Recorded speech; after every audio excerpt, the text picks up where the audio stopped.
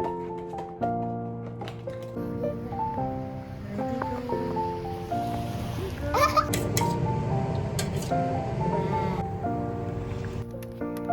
হলো পাথর, এই অরেঞ্জ কালারেরটা। নমস্কার সবাইকে। 12ই জানুয়ারি সোমবার সকাল 9টার দিকে আপনাদের সবাইকে জানাচ্ছি অনেক অনেক প্রীতি আর শুভেচ্ছা। গতকাল রাত্রে যেমন প্রচুর স্নোফল হয়েছিল, আর আজকে সেই সকালের দৃশ্যটা দেখার জন্যই সকালেই তাড়াতাড়ি ঘুম থেকে উঠে জানলা খুলে দেখি যে বাইরের এই অবস্থা। রাতে যতটুকু না তুষারপাত হয়েছিল, সকালে তার আরও দ্বিগুণ হয়ে গেছিল। তো আমি বাইরে যেতেই দেখি আমার মেয়ে অলরেডি এই স্নো দিয়ে খেলা শুরু করে দিয়েছে। তাই আমিও আর লোভ সামলাতে না পেরে এখনকার নর্মাল যে ট্রেন্ডিং যে বরফের মধ্যে সবাই একটা শিফন শাড়ি পরে ফটো তুলবে, তো আমিও সেইটাই করেছি। শিফন শাড়ি পরে আমার মেয়ের সাথে বরফ দিয়ে খেলা শুরু করে দিয়েছি। সে ছোট ছোট বরফের গোলা বানাচ্ছে আর আমার দিকে ছুঁড়ে মারছে। আমরা যারা বাংলাদেশ আর ইন্ডিয়ার মানুষ, এই স্নোফলের কথা চিন্তা করা একদম দুর্লভ একটা ব্যাপার। আমরা যারা বিশেষত নাতিশীতোষ্ণ দেশ থেকে এসেছি, তাদের কাছে এই স্নোফল দিয়ে খেলার সত্যি একটা স্বপ্নের ব্যাপার। আর যেহেতু আমি ট্রেন্ডিং ফলো করেছিলাম, একটা শিফন শাড়ি পরেছিলাম, তো আমার খুবই ভালো লাগছিল। আমি এটা ফার্স্ট টাইম পরিনি, আমি এর আগেও একবার শিফন শাড়ি পরে ক্রিসমাসের সময় স্নোফল হয়েছিল, তখন খুব সুন্দর করে সাজুগুজু করে ভিডিও আপলোড করেছিলাম। যাই হোক, ওই ভিডিওগুলো ইউটিউবে নেই। আমার যারা দেশীয় বন্ধুরা আছেন, তারা আমার কাছে অনেকেই ফোন করে মেসেজ করে বলে যে জাপানের স্নোফল কেমন হয় দিদি। তো তাদের উদ্দেশ্য করে আজকে আমার এই ভিডিওটা আপলোড করা। বন্ধুরা, আপনার যারা আমার চিনামিনি নিপ্পন ইউটিউব চ্যানেলটা ভালো লাগে, অবশ্যই সাবস্ক্রাইব করতে ভুলবেন না। আপনাদের কাছে হয়তো অনেকের বা মনে হতে পারে যে বা এমনকি আমাদের এখানে যারা আমরা আমেরিকাতে থাকি বা জাপানের বিভিন্ন প্রান্তে থাকি, সেখানেও স্নোফল হয়। বাট এটা যেহেতু আমার একটা ভালো লাগার বিষয়, আমার মনে হয় এটা আপনাদের সাথে, আপনারা যেহেতু আমার বন্ধু, তাই আপনাদের সাথে শেয়ার করব, তার জন্য আমি ভিডিওগুলো আপলোড করে থাকি। আর যেহেতু আমার আর আমার মেয়ের আজকে ছুটি ছিল, তাই মেয়ের সাথে খেলা করতে করতে কখন যে সময় চলে যাচ্ছিল বুঝতেই পারছিলাম না। তাই শীতের মধ্যে খেলাধুলা শেষে কাঁপতে কাঁপতে ঘরে ফিরে এলাম। এখন তো সকালে কিছু ব্রেকফাস্ট না করলেই না, সকাল 10টা বেজে গেছে। তো আমরা আমাদের মর্নিং স্টার্ট করেছিলাম এই কোকোনাট ওয়াটার দিয়ে।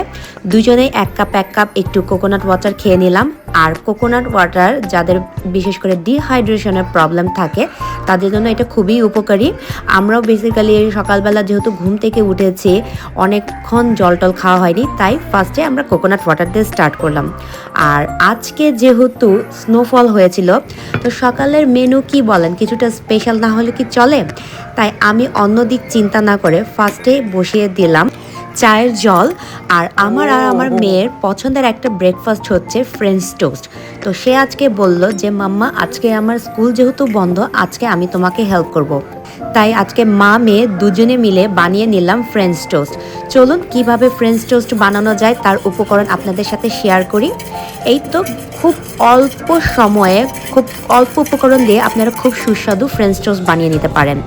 যারা অ্যাকচুয়ালি প্রফেশনাল ফ্রেঞ্চ টোস্ট বানায়, তারা হোল নাইট এটাকে সোক করার জন্য রেখে দেয়। বাট আমরা যেহেতু ইনস্ট্যান্ট খাচ্ছি, ডিম থাকে ভালো মতো ফেটিয়ে, এটার মধ্যে পরিমাণ মতো দুধ দিয়ে ব্রেডটাকে এপিট ওপিট করে ভালো মতো সোক করে নিব। আপনাদের যদি টাইম না থাকে, আপনারা চাইলে মিনিমাম 1 থেকে 2 মিনিট এটাকে সোক করার জন্য রাখবেন। এরপরে প্যানের মধ্যে বাটার দিয়ে এটাকে আমরা শ্যালো ফ্রাই করব।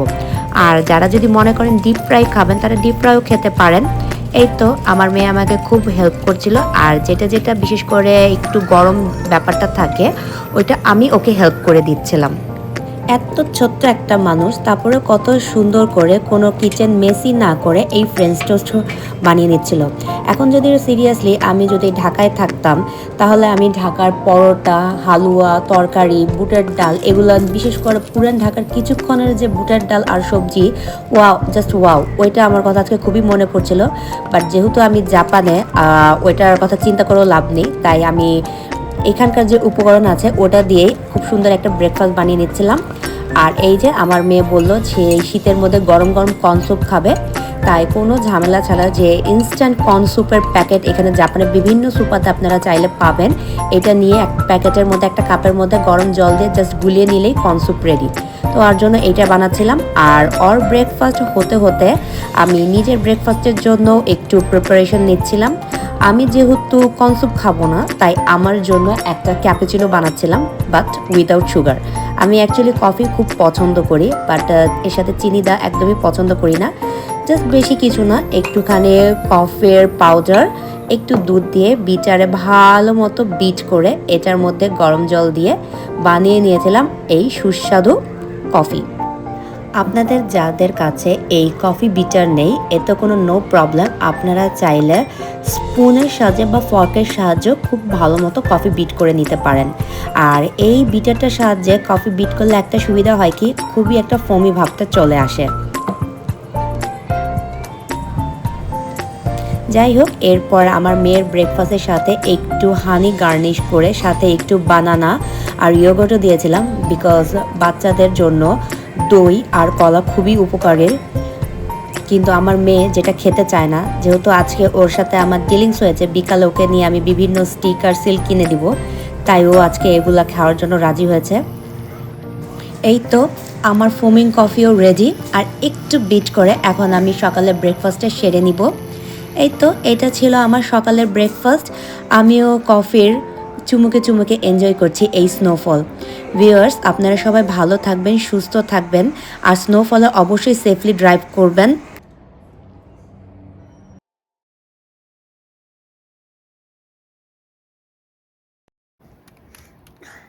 এটা আমি বীজ দিয়ে বানিয়েছি। আপনাদেরও স্নোফলের অনুভূতি জানাতে ভুলবেন না। পরের ভিডিও দেখার আমন্ত্রণ নিয়ে এখানেই শেষ করছি। ধন্যবাদ সবাইকে, ভালো থাকবেন, সুস্থ থাকবেন।